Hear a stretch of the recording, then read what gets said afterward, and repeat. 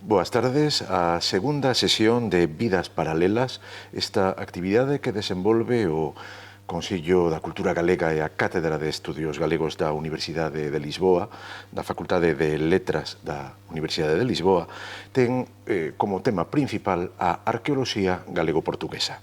Temos connosco para a primeira entrevista a Rebeca Blanco Rotea, que é unha gran exponente da xeración de arqueólogos formada na década dos 90 en Galicia e como esa xeración de arqueólogos hereda precisamente o elemento da gran especialización froito dos seus mestres, falaremos diso, dos mestres galegos que compoñen a concepción científica, plenamente científica, universitaria, aberta á internacionalización dos estudios arqueolóxicos galegos e españois.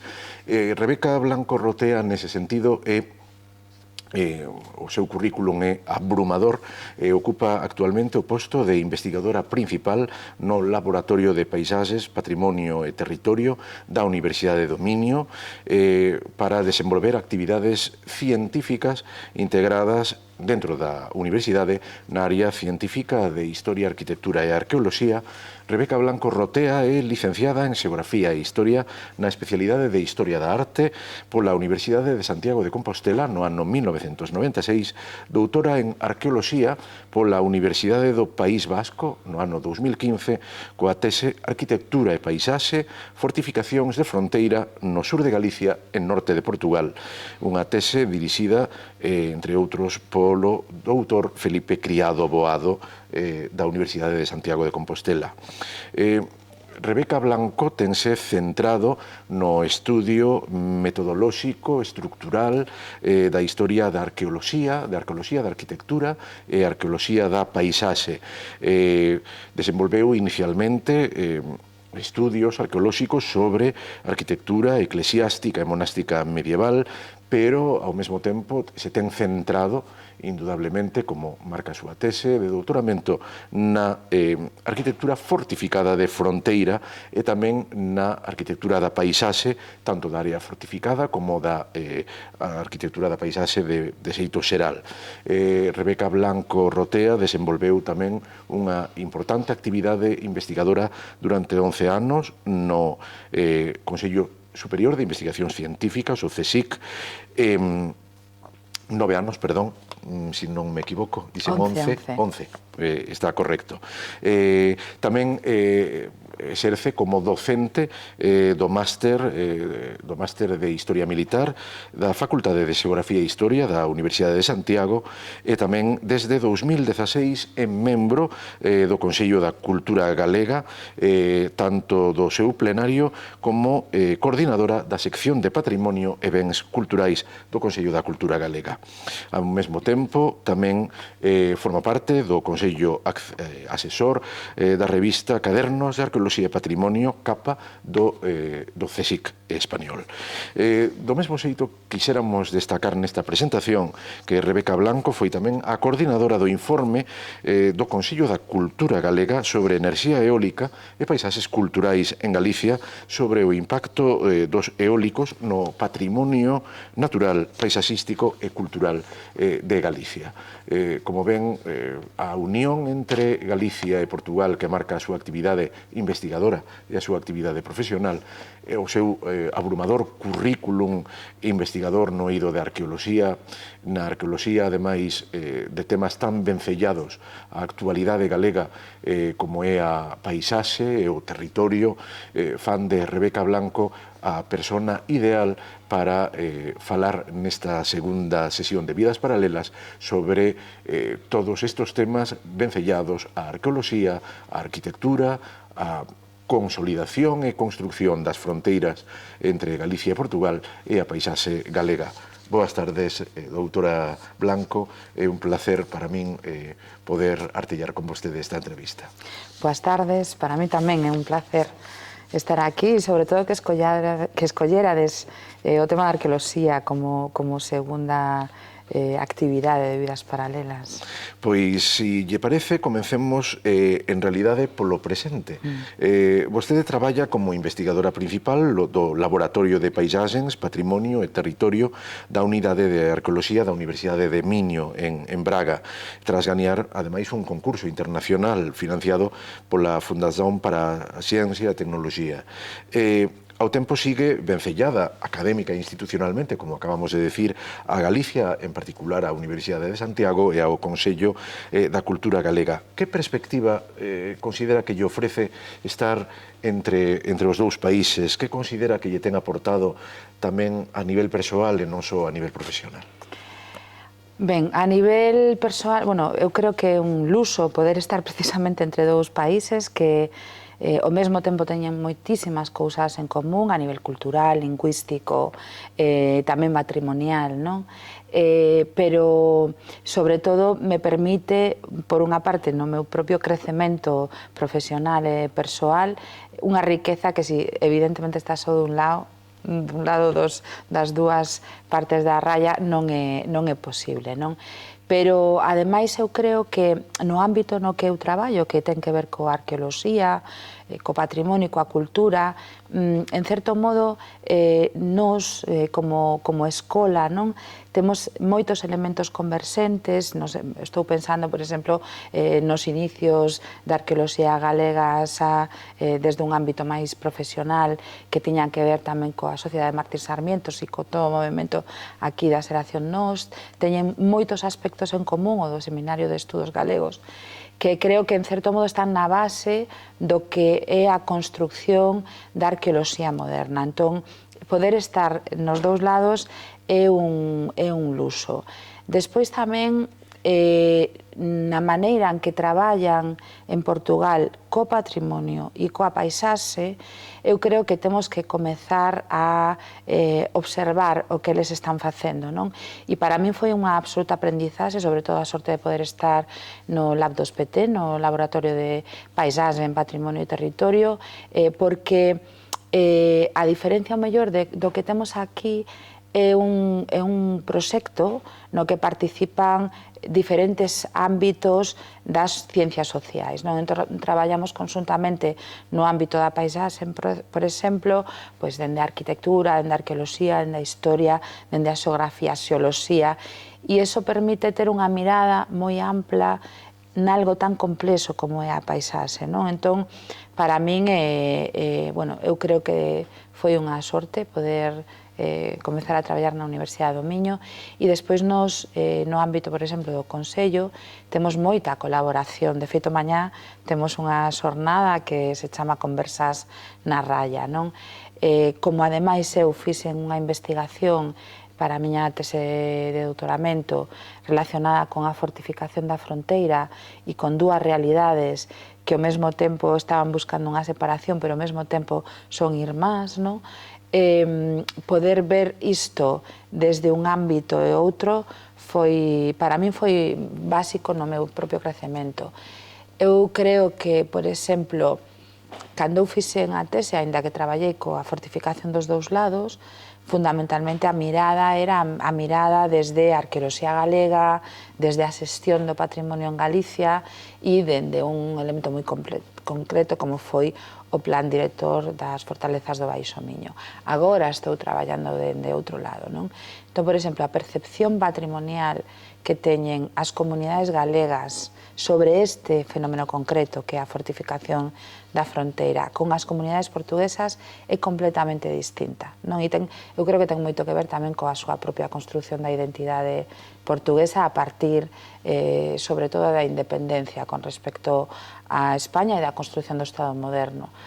Pero eso me permite, digamos, que abordar unha mesma realidade desde miradas totalmente diferentes.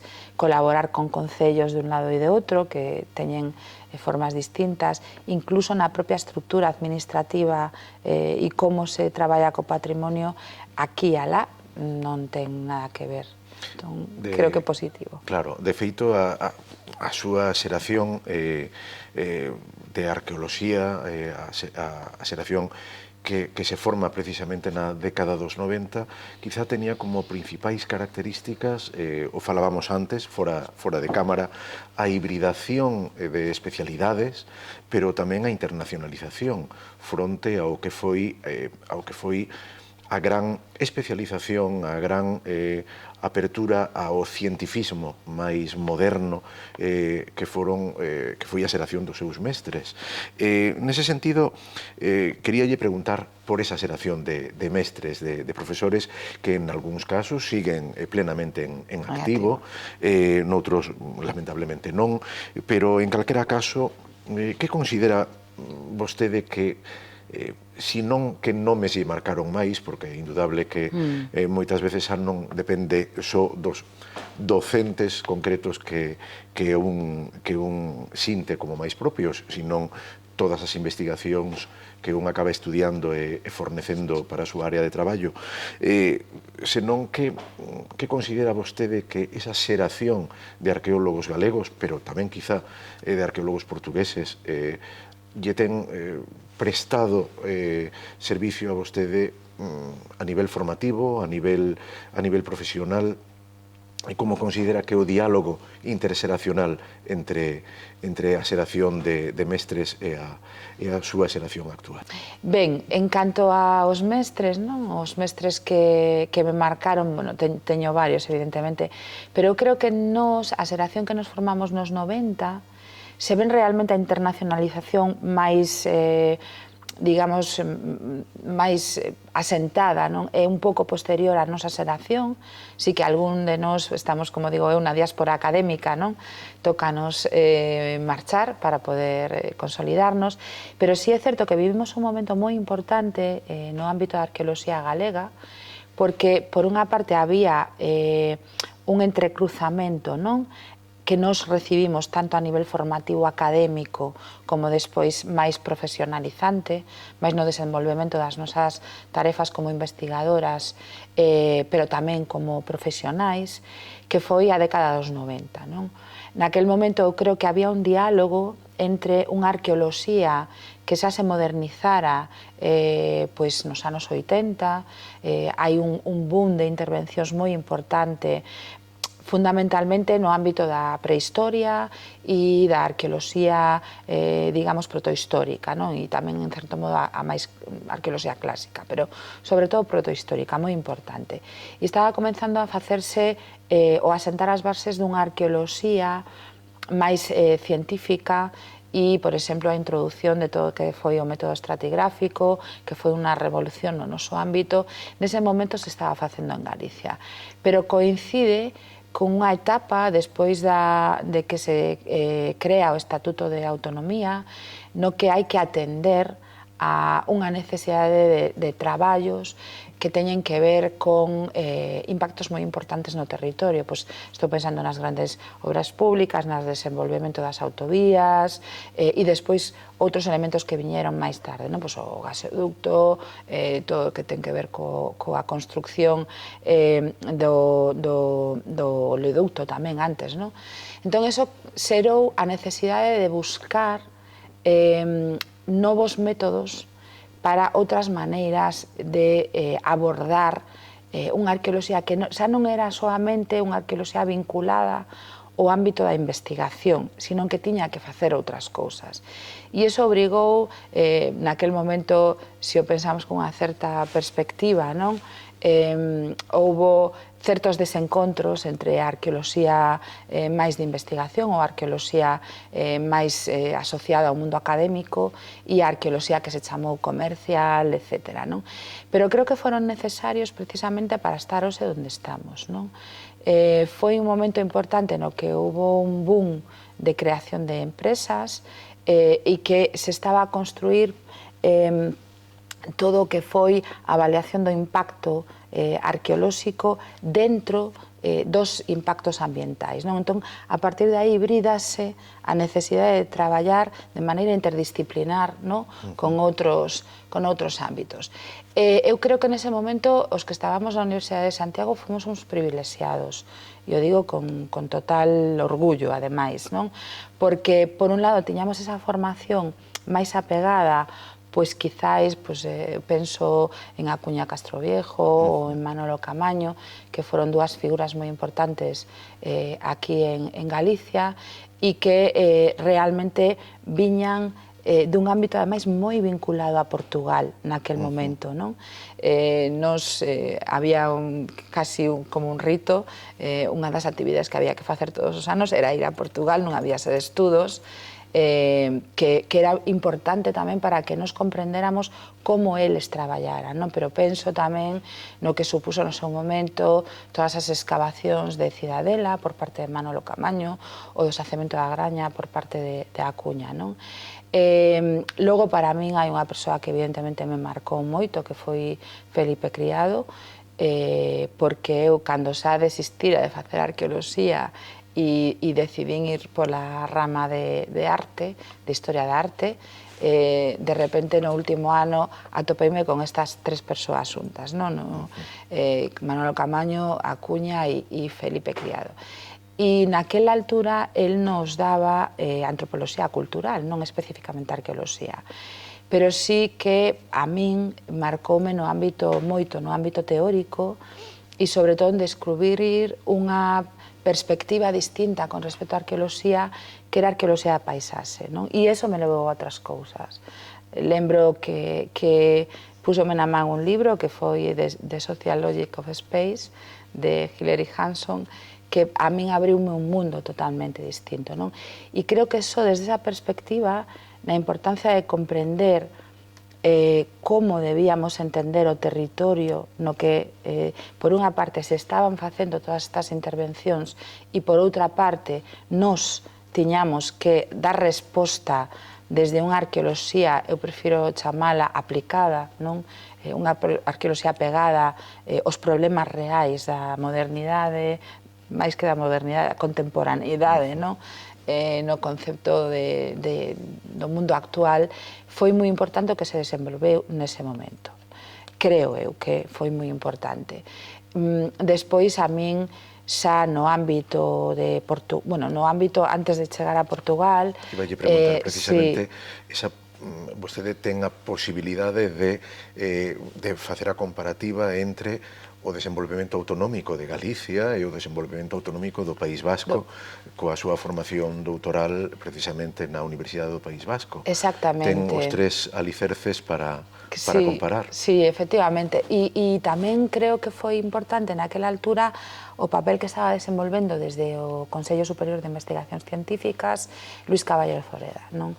Entón, naquela altura, aquí en Galicia, que digo que era un momento moi importante a década dos 90, porque fixéronse o primeiro gran sacobeo, non? Que con o congreso que hubo aquí no ano 93, que foi fundamental na evolución vinculada ao mundo da comprensión de todo o que é a peregrinación e desde o punto de vista como peregrinase, non? Pero tamén na implantación que fai esa peregrinación no territorio, aquí Santiago, todo o que ten que ver con a declaración como Patrimonio da Humanidade, etc. Ben, pois naquela altura, Concha Fontenla, que por aquel entonces era profesora da Universidade de Santiago, xuntamente con Consorcio de Santiago de Compostela, crearon os CISPACs, que eran unha especie de congreso, pero que tiña unha parte aplicada, e naquele entonces trouxeron a moita xente que estaba facendo arqueoloxía e arquitectura, unha disciplina que estaba nacendo naquel momento e que en Galicia tuvo un impacto importante, aínda que non se chegara a consolidar académicamente no ámbito da... Non temos unha disciplina como tal que se ensine na Universidade de Santiago de Compostela, non? Pero sí que se fixeron moitas cousas desde ese ámbito. E naquela altura, no CSIC, se estaba formando un grupo de investigación que foi o que liderou Luis Caballero, que eu creo que tivo a xenerosidade de acoller a todo aquel que quisera aprender. non? Entón, ademais de mostrarnos a través destes CISPACs o que se estaba facendo, non? Bueno, pues, unha serie de congresos, etc.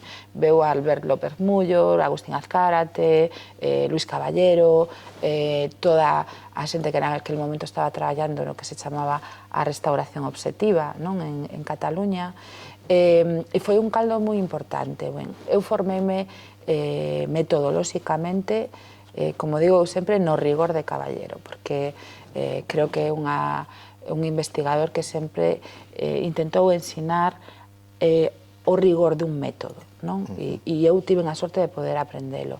Estiven traballando en Burgos, bueno, en varios edificios con el e en Na Rioxa, e despois puiden ir a incorporarme ao grupo de investigación de Agustín Azcárate. Para mí foi fundamental no meu percurso como investigadora, foi fundamental porque eles naquela altura introduciron algo que aquí non se facía, nen aquí nen no resto de España, non? Quizáis si aquí, pero con outro nome, que foi o que se chamou Aberto por Obras, non? Eles fixeron un proceso de investigación no que compartiron toda esa investigación con outros investigadores, pero tamén con a cidadanía. Entón, houbo, digamos que unha vinculación entre a sociedade e o que se estaba facendo a nivel patrimonial. Pero despois desenvolveron moitos ámbitos metodolóxicos a partir do campo da arqueoloxía e arquitectura, como foi a cronotipoloxía, a aplicación ao territorio, no caso do Val das Salinas de Añana, que foi un referente. E tamén a partir da cadena de valor do patrimonio cultural, que xa se desenvolvera aquí por parte do equipo de Felipe Criado, no que se considera que todo o que nos facemos co patrimonio é, digamos que unha cadea na que uns eslabóns se están fiando cos outros, non? Entón, temos que ter un proceso de coñecemento até chegar a un proceso final no que este implicado tamén a cidadanía, non? E iso levouse a la...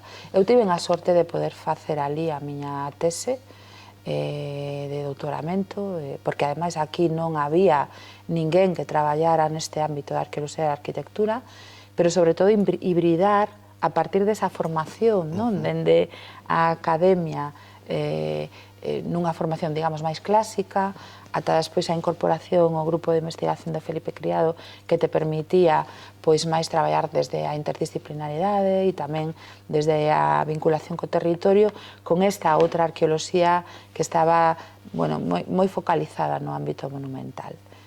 Entón, para mí, eso foi moi importante e, por suposto, despois Braga, xa nunha etapa postdoctoral, eu aí quería salientar a figura de Manuela Martins, porque, xunto con o profesor José Luis Meireles, no seu momento, cando sabes que a Universidade do Miño é unha universidade nova, este ano está no seu 50 aniversario, e eles conseguiron crear un grado de arqueoloxía, aquí non o temos, pero en Portugal hai un grado de arqueoloxía, pero despois foi, eu creo que conseguiron algo que para non ser unha envexa, e sobre todo pensando desde unha cidade como Santiago de Compostela na que estamos, eles conseguiron que entre a Universidade, a Cámara e a DSPC acabar promovendo un salvamento de Brácara Augusta.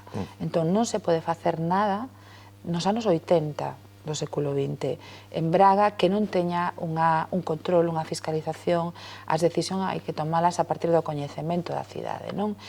E no seu momento eles xeraron unha estructura que foi a Unidade de Arqueoloxía que permitía facer isto, que en certo modo eu creo que está moi irmandada no que no seu momento foi tamén aquí en Galicia o grupo de investigación en arqueoloxía paisaxe que creou Felipe Criado. Logo tiveron unha evolución distinta, pero no seu momento había unha preocupación pola cuestión patrimonial e sobre todo por mostrar que eso creo que o importante ali nos anos 80 e aquí nos anos 90, como a arqueoloxía podía solventar problemas da xestión patrimonial real, non? Iso creo que é un dos grandes ítems que temos que marcar na arqueoloxía dese momento, non? Pre-século XXI. De feito, vostede menciona a Felipe Criado e os seus estudios de arqueoloxía da paisaxe. Nese sentido, en certo sentido, Felipe Criado está a unir a arqueoloxía como ciencia da cultura, certa arqueoloxía da paisaxe que mencionaba tamén vostede, o Seminario de Estudios Galegos empeza a artellar con todo o que supón o desenvolvemento científico da arqueoloxía, esas características nos anos 90. A paisaxe ten, ademais, un elemento capital para a identidade galega como forma de representación da nosa identidade. Nese sentido, que considera vostede que ten aportado a arqueoloxía da paisaxe actual fronte a toda a herencia, que ao mesmo tempo a conecta, obviamente, con toda a herencia do Grupo Nós, do Seminario de Estudios Galegos? Ese tema é moi interesante, é moi importante, creo eu, porque nos, por exemplo, dende o Consello, levamos moito tempo preocupados por as cuestións que teñen que ver coa paisaxe, co territorio, cos impactos que se están desenvolvendo. Vostede falaba antes do informe sobre o impacto da enerxía eólica en Galicia, non? Pero eu creo que neses anos 90 e finais dos 80 xa desenvolveuse aquí en Galicia unha arqueoloxía da paisaxe que só foi posible aquí en Galicia, ou só era posible aquí en Galicia. E explícome, cando relés a Otero Pedrallo, que foi un dos máximos exponentes en todo o que ten que ver coa paisaxe, el falaba no artigo sobre en prol dunha teoría. Unha das primeiras cosas que di é que a paisaxe son procesos e formas, non? Entón, en certo modo, ele está falándonos dunha paisaxe non como algo contemplativo, sino comprendendo como un elemento que se vai construindo a través dunha serie de procesos, que poden ser procesos evidentemente físicos, non máis relacionados coa xeografía, ou procesos antrópicos, non? De feito, Galicia só se entende dende a comprensión da relación que as sociedades teñen con o medio físico, non, donde non só vivimos e desenvolvemos a nosa vida e nos relacionamos con ela simbólicamente, sino que ademais son resultado desas relacións que mudan ao longo do tempo. Entón é un elemento vivo. Pero eu tamén falaba nese artigo de que precisamente para comprender eses procesos e esas formas había que buscar os métodos axeitos, había que casi falar do que despois o grupo de Felipe Criado, e non soamente outros equipos, falan da necesidade de deconstruir esa paisaxe para logo reconstruíla, non? E ele aí é moi pioneiro nese sentido, porque ele está falando de necesitamos buscar, entendela, analizala científicamente para comprender a través do método como son esas formas e logo volver a xuntalas, non? Realmente non estaba falando desa necesidade de construir para reconstruir, non? E precisamente eu creo que o que aporta a arqueoloxía da paisaxe é un método para esa deconstrucción e reconstrucción, é dicir, para entender cales son os elementos que ao longo do tempo socialmente impactan no territorio que nos permiten entender eso como un proceso. Unha paisaxe é un proceso, non é algo soamente perceptivo, sino que é o resultado de un proceso que evoluciona ao longo do tempo.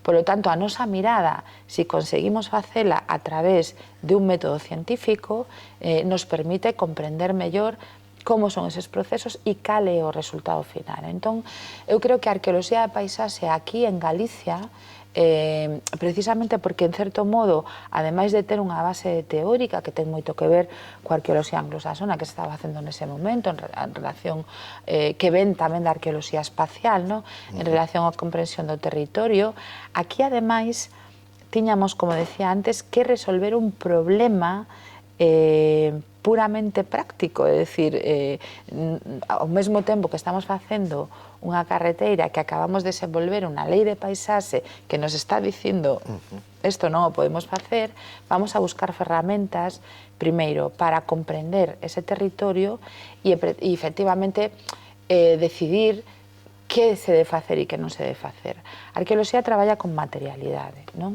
Entón, o que nos permitiu observar foron esas pegadas que deixa a materialidade no territorio. E iso só pode facer a arqueoloxía, non?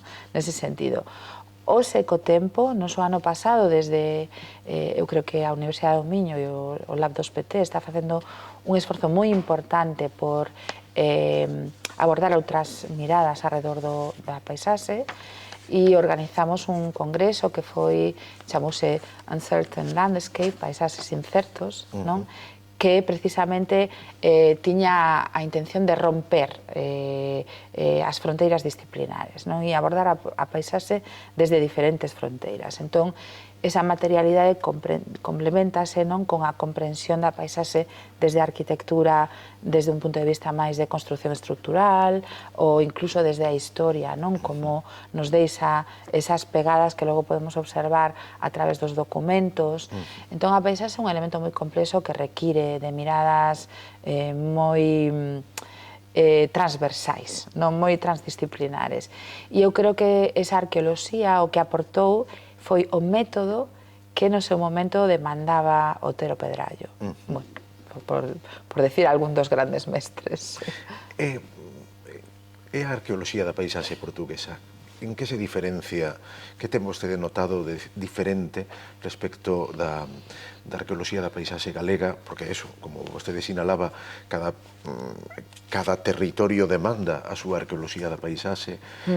Como lle ten aportado o conocemento da arqueoloxía de paisaxe portuguesa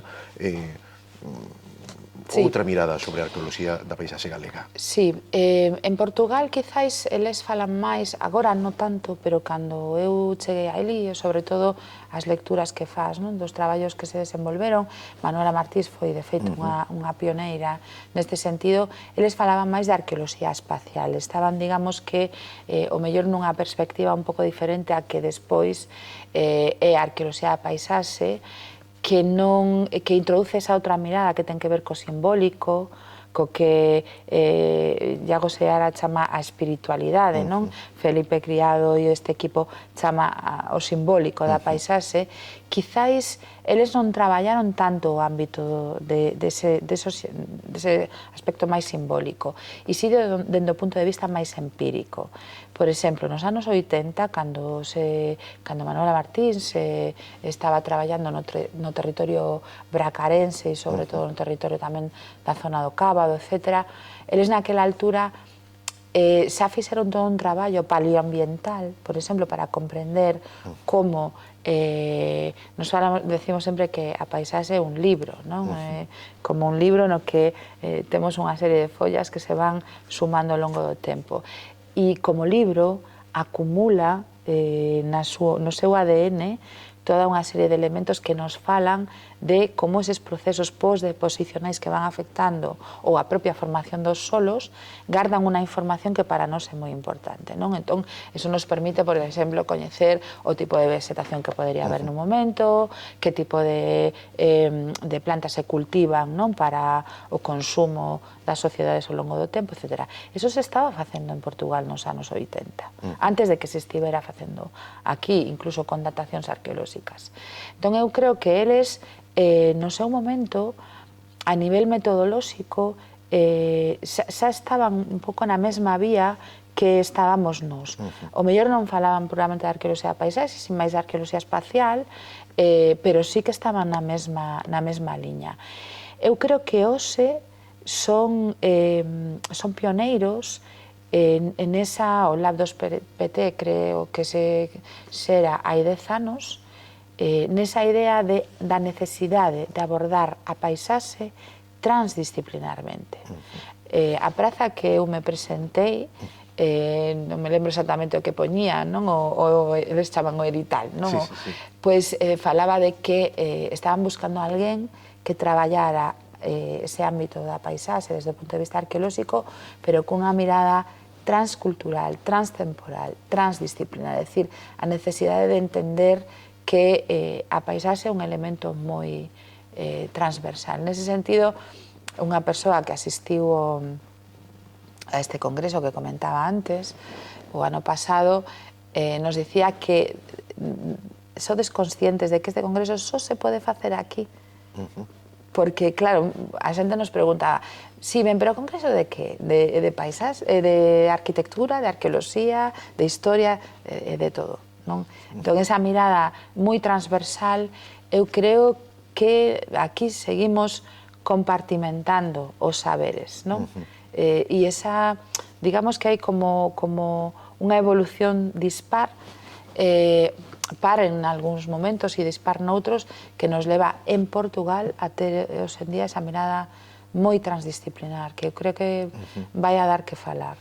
De feito, hai outro elemento no que vostede sinalaba anteriormente, que tamén é importante en Portugal, que é a importancia da gobernanza participativa, que a arqueoloxía sirva tamén para construir sociedade civil e artellar as decisións políticas, as políticas públicas, desde a conxunción entre a academia, os xestores e a sociedade civil.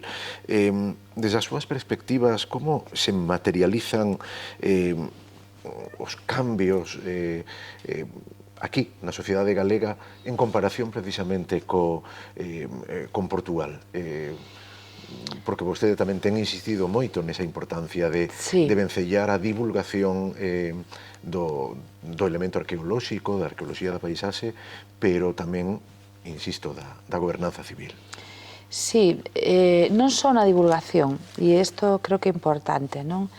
Onte chegamos aproveitamos o Día do Traballador para, non solamente, pero tivemos un encontro o día 30 de abril, hai 2 días, en Casallo, no lugar de Casallo, arredor precisamente da arqueoloxía dos comunais en Galicia, non? E onte tivemos un encontro, acabamos nunha romería, que foi puramente arqueoloxía en comunidade, non? Eu creo que Galicia tamén é pioneira nese sentido e Portugal creo que está neste momento facendo cosas moi interesantes, non? Teñen como evolucións un pouco diferentes, pero creo que van a converser, ou polo menos vamos a intentar facer converser, porque estamos traballando ao mesmo tempo equipos galegos e portugueses. Entón, no caso de Galicia, Galicia ten, pois tamén desde os anos 90, desenvolveu toda unha serie de proxectos. Estou pensando en Castro Landín coa Fundación Terra Termalum, tamén en Neixón, as excavacións que se desenvolveron no Castro de Neixón, non sei, hoxe en día o que se está a facer no Castro de San Lorenzo ou no proxecto un pouco paralelo a este da de Gas da Memoria, aquí en Casallo. Tamén podemos falar de un xacemento Torre dos Mouros que se escavou na zona do Pindo. Ben, nos digamos que hai un tempo que estamos facendo unha maneira moi particular de arqueoloxía pública ou arqueoloxía en comunidade, non? Entón, e neste momento en Portugal estamos intentando desenvolver isto desde o ano 2018 tamén con algúns proxectos, con moito éxito. Entón, a idea de partida non solamente nos tiñamos que antes unha visión da nosa relación coas comunidades moi top-down, moi de arriba a baixo. E agora se está intentando, desde hai unhas décadas, intentando construir unha relación bottom-up, de abaixo a arriba. En que sentido? No sentido de, nos chegábamos, facíamos unha investigación, chegábamos a un sitio por intereses puramente científicos. Chegas a un lugar, coñeces aquilo e despois revertes o coñecemento a través da divulgación científica ou da participación con as comunidades, bueno, pues para que eles, digamos, que teñan tamén un acceso o que tú, a través do que faz, e normalmente con fondos públicos, bueno, pues sexa coñecido. A idea que está detrás do que se está a facer hoxe é unha idea de co-construcción de coñecemento, é dicir, no que as comunidades non soamente reciben os resultados do que nos investigamos, sino que tamén deciden, por exemplo, en que investir fondos que poden ter as propias comunidades ou incluso recursos públicos para dotar as áreas nas que viven dese coñecemento, non? Pero tamén un pouco que nos teñamos un retruque, un feedback no que nos aportamos desde o coñecemento arqueolóxico até as maneiras de investigar, como eles nos aportan a nos o seu coñecemento experto do territorio, porque son os que viven nese territorio. Entón, Galicia ten a gran sorte de ter, desde hai unhas cuantas décadas, unha sociedade civil comprometida co patrimonio, que ademais hai moitísimo asociacionismo cultural, que eu creo que non estamos sabendo, que agora as cosas están cambiando, sabes, na última década, pero non estamos sabendo aproveitar ese coñecemento e a potencialidade que ten o asociacionismo cultural, nin desde a academia, nin desde as administracións que, ao fin e ao cabo, teñen que tomar decisións sobre que gasto e onde, e en que invisto estes orzamentos ou deixo de investilos, non? Entón, eu podo poñer unha anécdota moi concreta que para mí é fundamental. Santiago de Compostela ten os restos dun sistema amurallado de época medieval, non?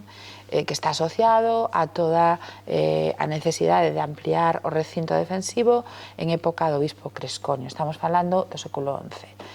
Ben, nós tivemos que facer unha intervención nun muro que está en fronte do Tarasca, que estaba totalmente pintado de branco e que tiña moitísimas pintadas, e a xente saía do Tarasca e, bueno, facía ali o que ben bonamente podía, non?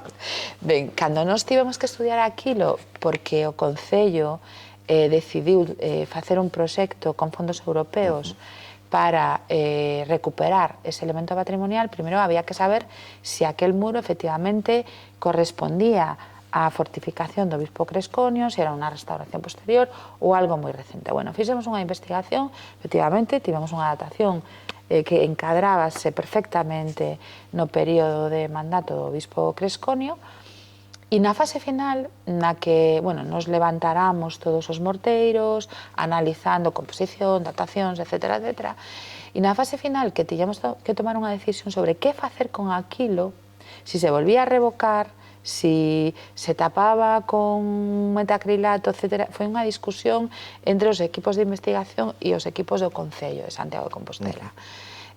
Porque nos decíamos, claro, es que se a xente sae e volve a pintar isto sobre o muro, a idea é deixar o muro visible para que a cidadanía pudera percibir como era a muralla de Santiago, que non tiña nada que ver con a muralla de Lugo, ni nada que ver con nas épocas, nas intervencións medievais, non? Decidimos investir en educación patrimonial. Decidimos investir en contar que era aquilo, formalo, participar, incluir en todo o proceso as propietarias de aquel elemento que, ao fin e ao cabo, tiñan información, etc. Hoxe en día podes pasar por ali, non hai unha soa pintada nese muro.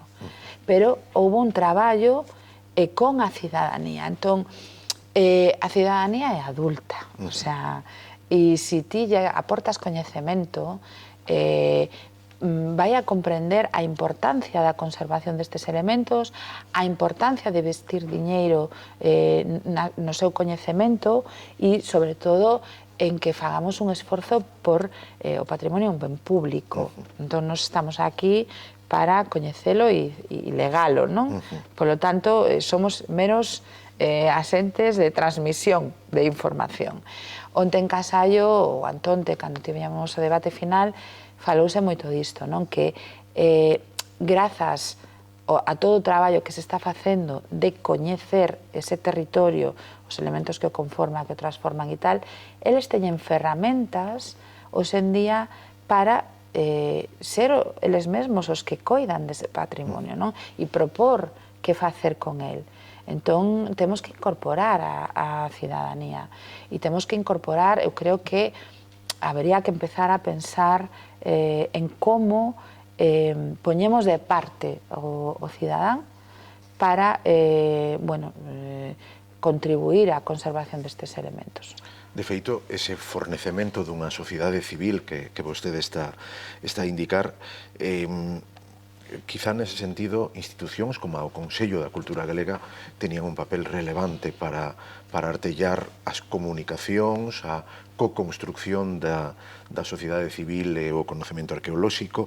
Vostede, nese sentido, desde o 2016, que entra no Consello da Cultura Galega, ten coordinado diversos informes sobre patrimonio e paisaxe e recentemente ten coordinado, como mencionábamos ao principio, un informe global en relación á construcción de parques eólicos en Galicia e o seu impacto sobre a paisaxe galega. Podería falarnos un poquinho desto? Sí, na etapa do anterior coordinador, de Iago Seara, que efectivamente foi coordinador hasta o ano 2016 e sigue formando parte da sección de patrimonio, unha das nosas preocupacións era precisamente como podíamos, de alguna maneira, xerar espazos de diálogo, fundamentalmente, de diálogo arredor do patrimonio. Entón, fíxose aquí, precisamente nesta sala, unha reunión con diferentes asentes do ámbito asociacionismo cultural, veu quen quiso, e a partir de aí iniciamos moitas colaboracións. Entón, un dos cometidos do Consello, evidentemente, é, por suposto, velar pola cultura e dentro da cultura velar polo patrimonio, pero tamén é escoitar a sociedade, escoitar as demandas que a sociedade ten con respecto a este patrimonio. Eu creo que hai unha mudanza moi importante da percepción que a sociedade tiña da arqueoloxía cando eu comecei a traballar con respecto a hoxe en día. Naquel momento, os arqueólogos, sobre todo en certos ámbitos que teñen que ver co urbanismo ou todas estas obras públicas que eu estaba comentando, que están asociadas á propia modernización do país, víasenos como un impedimento, no sentido de que estábamos a descubrir cousas que o mellor perxudicaban a que se fixera ali tal cousa ou tal outra. Hoxe en día eu creo que está mudando esa percepción, non de agora, sino xa de hai un tempo, porque se fixou un esforzo moi grande, por contar o que facíamos, E aí entrou moito desde diferentes institucións, desde as universidades, desde, neste caso, os OPIs, os organismos públicos de investigación, pero tamén o Consello da Cultura Galega, en mostrar que nós somos parte do ADN cultural do país e que, ademais, estamos aportando coñecemento que é fundamental para continuar no futuro con identidade propia, e que é o que nos diferencia de Portugal, pero tamén nos une. Entón, dentro do Consello asumimos a importancia de, como decía, de dar voz a esa sociedade, e un pouco eles demandaban que ás veces querían atender a certas problemáticas, resolver certos conflictos e non tiñan un interlocutor da outra parte co que poder ver por onde ir. O primeiro que fixemos naquel momento foi xerar o programa de actividades que se chamou Encontros Monográficos co Patrimonio Cultural. E foi un encontro, foron uns encontros que comezaron claramente con unha intención divulgativa, pero de xerar tempos de diálogo. É dicir, pasamos de facer actividades cun modelo que estaba o mellor máis arraigado nunha etapa anterior, na que había conferencias plenarias, prácticamente viñamos a escoitar os que tiñan da súa man o coñecemento para xerar espazos no que, por unha parte, fixemos unha labor moi grande desde novembro de 2015, levamos, o do martes foi o 44 encontro monográfico co patrimonio cultural, é dicir, un esforzo grande, por dar a coñecer proxectos que arredor do patrimonio se estaban desenvolvendo en Galicia, pero, sobre todo, deixar na parte final un diálogo para ver que pasaba. Entón, moitos deses encontros surdiron a demanda da sociedade ou a demanda de asociacións culturais, de concellos, de fundacións, etc., para debater sobre un problema. Entón, o Consello xerou espazos de debate, non? E despois atendimos a esa demanda máis asociada á elaboración de informes que pretende primeiro facer unha análise da situación real arredor do patrimonio ou de como no patrimonio están impactando certas modelos económicos que tenemos no presente ou como se desenvolve tal ou cual proxecto que pode estar afectando un territorio sin ter en conta o impacto que está tendo sobre o patrimonio cultural e natural, non? Entón, aí sí que se fixo un esforzo moi grande por atender a esa demanda, non? Con todo o que eso supón. Para min, o máximo expoñente desta liña, non desta liña política, porque non deixa de ser unha liña política desde o Consello, foi o Foro Patrimonio e Sociedade, que desenvolvimos entre o ano 2019 e 2021. Tivemos que adialo un poquinho máis por cuestión da pandemia, pero foi un encontro moi enriquecedor entre todos os que participamos nel. Debatimos 36 asentes que traballan no patrimonio, dentro dos cales estaba a sociedade civil. Estaba a sociedade civil, estaba a administración, estaban as industrias culturais, a academia, as academias galegas, non? Que temos, non solamente as universidades, e o resultado está aí na guía, non? Entón, a guía estaba pensada para que un pouco a xente tivera ferramentas para seguir nese camiño, non? Unha das cousas que pediu esa guía e que creo que aínda non permearon, non, na realidade política, que ao fin e ao cabo quen toma decisión sobre en que investir ou non investir os orzamentos, tivo que ver con dúas demandas concretas. A necesidade de xerar un observatorio do patrimonio, un observatorio do patrimonio en Galicia, que precisamente este atento ás problemáticas reais sobre o patrimonio que temos. Unha segunda demanda era a necesidade de facer un plan autonómico patrimonial para Galicia.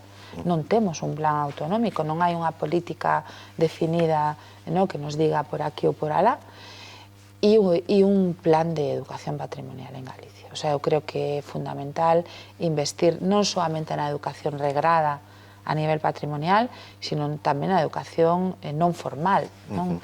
Na que, bueno, pues, toda esta cidadanía teña un espazo onde poder falar e discutir e compartir e coñecer patrimonio e dar tamén. Sobre todo cando, ademais, tanto para Galicia como para Portugal existen leis europeas e compromisos europeos sobre o patrimonio, sobre a paisaxe, que farían máis importante precisamente eses tres puntais os que vostede comenta. Claro, sí, o sea, nos temos, en ese sentido, a realidade galega e a portuguesa é diferente, porque eles non teñen autonomías, polo tanto, hai unha única lei, que é a lei de base portuguesa, que está actualizada no ano 2001. Nos temos, por unha parte, a Lei de Patrimonio Histórico Español do ano 85, que xa debería ter sido renovada, porque tanto o concepto de patrimonio como a xestión patrimonial mudaron moito desde aquela altura, pero nos temos outra ferramenta, que son que as autonomías, as competencias están derivadas ás comunidades autónomas, polo tanto, temos, bueno, pues, unhas leis que se adaptan máis ao noso territorio. A nosa é de 2016, a unha lei de cuarta xeración, pero ademais temos que, por suposto, atender a todo que é a normativa europea e as recomendacións europeas, non? Pois, é o caso, por exemplo, do Convenio Europeo da Paisaxe. España ratifica ese convenio no ano 2007. A partir de aí, bueno, pues, por exemplo, Galicia desenvolveu unha lei no ano 2008, non? Entón, bueno, non podemos olvidarnos diso, pero logo tamén en cuestións en relación coa gobernanza participativa hai unha unha recomendación por parte de Europa, que é a gobernanza participativa do ano 2014, que nós tamén temos que atender como país membro, non? Entón, a cuestión é complexa, non? Porque hai que, bueno, poñer en danza diferentes ferramentas legais e normativas. Volvendo sobre o patrimonio cultural galego, vostede comisariou xunto con Rosa Benavides a mostra do Consello da Cultura Galega Olladas, Olladas EMPC e Olladas in situ, que recolle a evolución do patrimonio cultural galego na última década a partir de medio cento de experiencias. En ese sentido, declarou vostede que en moitísimos aspectos Galicia está a cabeza do patrimonio cultural. En que grandes líneas se está entón a mover agora mesmo in situ, por seguir con esa frase, a investigación sobre o patrimonio cultural aquí en Galicia? Que vencellos ten o Consello da Cultura Galega con esta investigación? Ben, sí, efectivamente, esa exposición Olladas, que para mí foi un luxo poder facer e traballar, por suposto, con Rosa Benavide, pero non soamente, recolle esa actividade que comentaba antes, que son os encontros monográficos co patrimonio cultural. Nos que a partir do ano 2018 decidimos facer os in situ para desplazarnos, o sea, que o Consello non xa sempre un referente únicamente centralista en Santiago de Compostela, sino poder tamén desplazarnos a outros lugares nos que dar a coñecer o Consello, pero recibir, como decía antes, das comunidades, da sociedade civil, non? Entón, eu creo que un dos ámbitos no que Galicia, tendo en conta todo o que se presentou nestes traballos, é pioneira neste momento. Por suposto, un é a arqueoloxía en comunidade, e a arqueoloxía pública, non? Creo que existen varios proxectos moi interesantes, como comentaba antes, desenvolvidos desde diferentes ámbitos, que nos están dando unha lección ao ámbito académico, porque moitos deles surden da poboación civil, é dicir, é a poboación civil a que decide facer, por exemplo, a Asociación María Castaña e decide que quere recuperar a romería no Castro de San Lorenzo e facer, bueno, pois un traballo de busca de referentes identitarios, non? Que son fundamentais para recoller. Despois, esa mesma sociedade civil tamén está á cabeza no sentido de intentar resolver conflictos. E nese sentido creo que desde o ámbito tamén antropolóxico, non, hai varios proxectos nos que se buscou a partir dunha problemática que non tiña, digamos, unha resolución vista no ámbito de ver como consugamos, non, por unha parte, a necesidade da conservación dos elementos patrimoniais con a realización dunha actividade empresarial, por exemplo, non? E aí temos Covairós. Covairós despois foi declarado ben de interese cultural e houve aquí unha discusión sobre esta problemática, non? Entón, por un lado, a arqueoloxía en comunidade, na que entraría tamén esta cuestión da relación do conflicto. Outro ámbito moi importante, o que tamén estamos dando voz este ano, ten que ver co arqueoloxía da prehistoria e da prehistoria recente, non?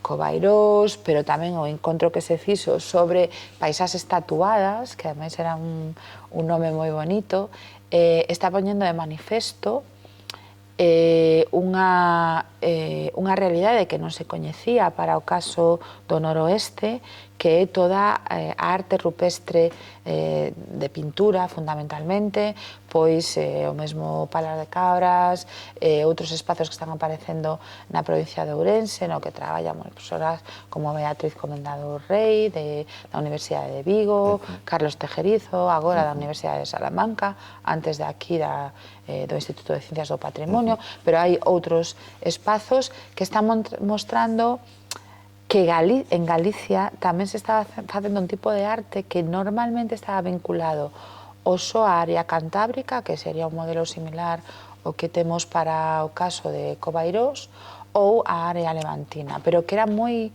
estrano aquí, non? Entón está mostrando unha diversidade que antes non existía. Tamén no ámbito das tecnoloxías espaciais. Fixemos varios encontros no que a temática non era especificamente as tecnoloxías espaciais, pero sí que vimos como a través do emprego de recursos ou de tecnoloxías que antes non existían, como pode ser o LIDAR ou todo o que é o estudo con outras ferramentas da fotografía aérea, estamos descubrindo modelos de xacementos arqueolóxicos que antes non se coñecían para Galicia. Pois estou pensando no tema dos campamentos romanos, pero tamén se empregaron estes métodos na proposta que se presenta no encontro que dedicamos ás vías romanas, non? Onde intentamos compaxinar pois un pouco o coñecemento xerado a partir dunha arqueoloxía máis clásica con esta nova arqueoloxía. Nese sentido, Galicia está, creo que totalmente a cabeza. Pero despois tamén pola preocupación de temáticas que son moi importantes, sobre todo no ámbito da xestión patrimonial. Conservación preventiva, todo o que ten que ver con a toma de decisións con respecto ao patrimonio, tamén todo o que ten que ver con a busca de espazos de conexión con a cidadanía, o encontro que fixemos, por exemplo, sobre os centros de interpretación que fixemos en Bretoña. É dicir, hai ámbitos moi importantes. Eu diría, por acotar, non, que por unha parte a arqueoloxía da prehistoria e da prehistoria recente, bueno, non o farei, pero este ano tivemos un encontro sobre os xacementos invisibles e vamos a ter unhas jornadas no mes de xullo sobre os círculos líticos que están aparecendo, documentándose tamén grazas a estas novas tecnoloxías e que están sendo escavados, que están mostrando unha realidade para a idade do bronce que era absolutamente descoñecida ata este momento. Entón, Galicia, no ámbito da investigación aplicada e de todo o que ten que ver con arqueoloxía pública, eu diría que é un das autonomías nas que máis cosas están facendo no ámbito peninsular. E non só. E somos, eu creo que nese sentido, referente fora das nosas fronteiras. En parte está contestada casi a última pregunta, pero é de rigor rematar esta entrevista facéndoa con unha única palabra, futuro. Que cree vostede, como ve a perspectiva da evolución arqueolóxica en Galicia? Se asinalou varios puntos nos que se están a traballar hoxe en día e que é obvio que se seguirán a traballar no futuro. Tamén xa inclúo aquí a última pregunta. Que proxectos persoais de futuro ten vostede en relación á investigación arqueolóxica? Ben, con respecto ao primeiro, non a cuestión do futuro, eu sou unha persoa, xa o dixen en varias ocasións, moi optimista. A veces doume de bruces coa realidade, pero en sentido son optimista. Creo que Galicia ten unha potencialidade moi interesante de cara a futuro, non solamente porque teñamos unha realidade patrimonial dunha riqueza extraordinaria, creo que non é comparable con outros moitos sitios, non? Pero ten unha riqueza extraordinaria e ten ademais moitos campos en común co norte de Portugal, estarían dentro do territorio da antigua Galaequia, non? O ámbito dos campamentos de marcha do mundo romano, da minería, das fortificacións, da arquitectura militar tamén de época medieval, pero tamén da arqueoloxía en comunidade, da arqueoloxía contemporánea, non? No que, bueno, creo que hai moito campo.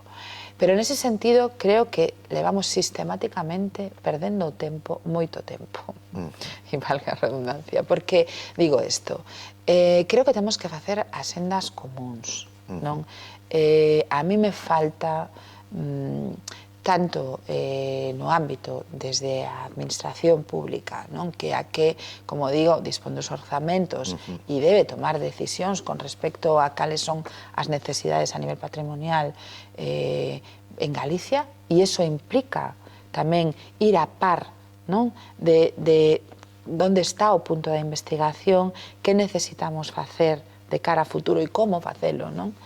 Pero tamén que decide, bueno, pues, que intervenir e como. Logo temos, digamos que realidades que están no mesmo eixo, pero en ámbitos diferentes, non? Por unha parte, por suposto, as universidades, as academias, non? E neste sentido, bueno, pues, está a Universidade de Santiago, a Universidade de Vigo e tamén a de Coruña. Nese ámbito, no campo entre Santiago e Coruña e Vigo tamén hai unha colaboración moi importante nun ámbito no que somos absolutamente pioneiros en Galicia, que non o comentei antes, que todo o tema que ten que ver coas datacións de materiais constructivos, o traballo que está facendo Jorge Sanjurjo desde a Universidade de Coruña, que é do ámbito da xeoloxía, pero que levamos colaborando con arqueoloxía moitísimo tempo, non? Pero a mí me faltan programas comuns, é dicir, que nos sentemos e digamos, bueno, pues temos 3 universidades, vamos a ver en como nos complementamos, de alguna maneira, e como podemos establecer as sendas en común.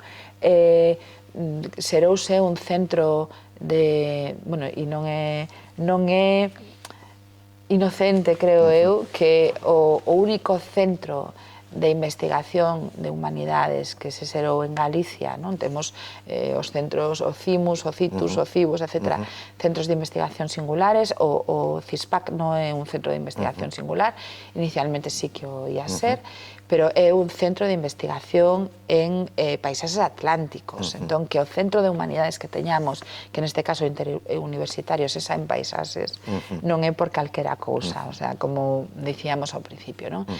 Pero a mí me faltan colaboracións máis aló de facer un máster común, non? Entre estas 3 universidades. Creo que hai que definir necesidades de investigación, definir necesidades que teñen que ver co ámbito formativo e necesidades de xestión, e facelo en común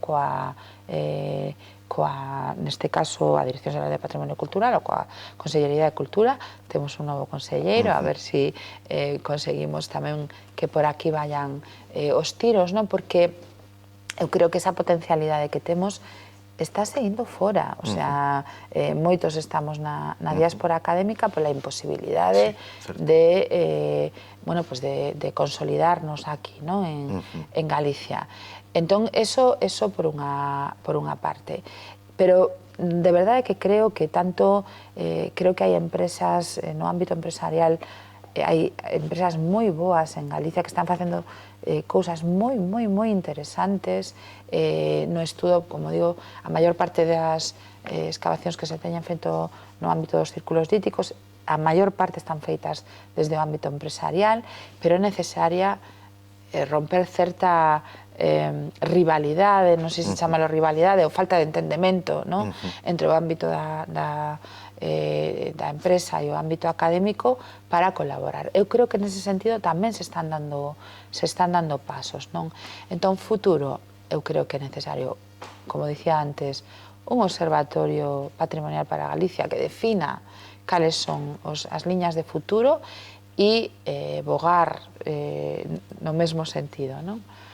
En canto aos proxectos persoais, eu para min, o sea, eu teño cada vez máis unha necesidade de que o que fago valga para algo. É dicir, por eso, para min, no meu futuro, non hai ningún tipo de proxecto que non teña unha implicación, de algún modo, coa sociedade civil, co ámbito da cidadanía.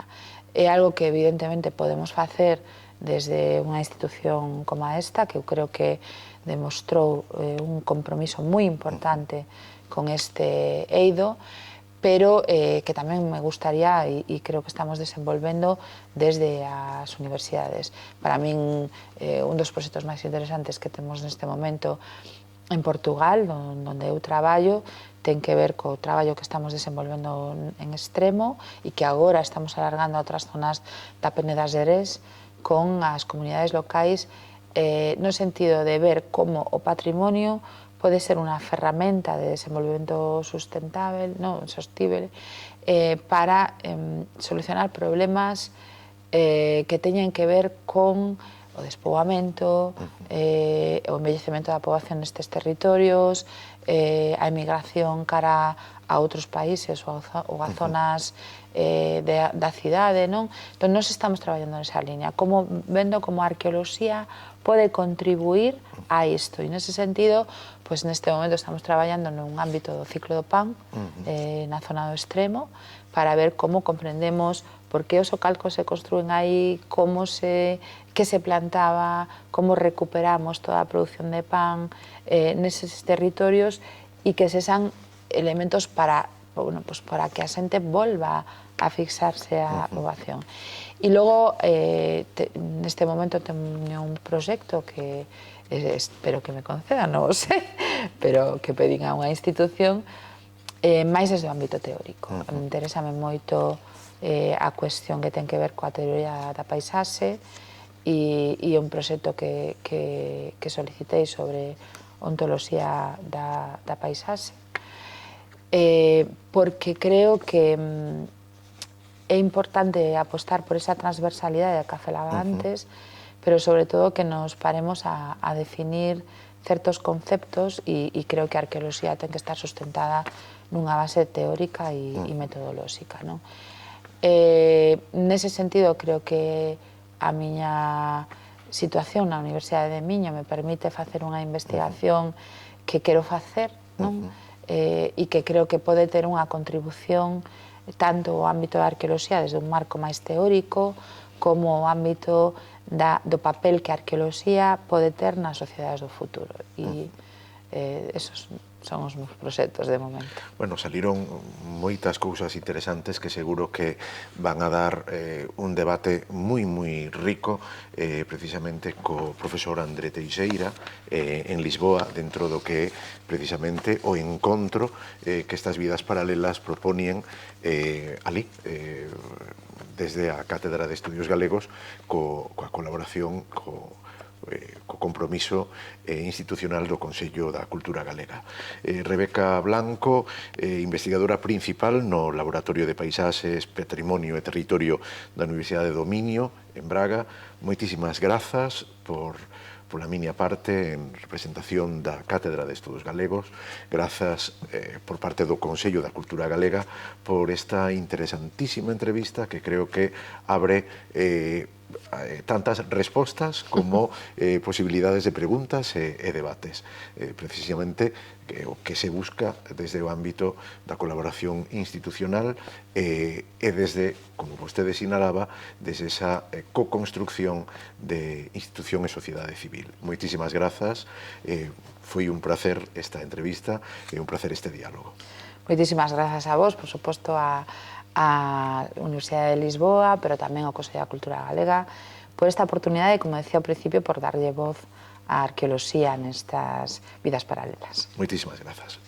Hasta pronto, un saúdo desde o espazo do Consello da Cultura Galega e a Cátedra de Estudios Galegos. Faloulles tamén como entrevistador Xosé Antonio López Silva.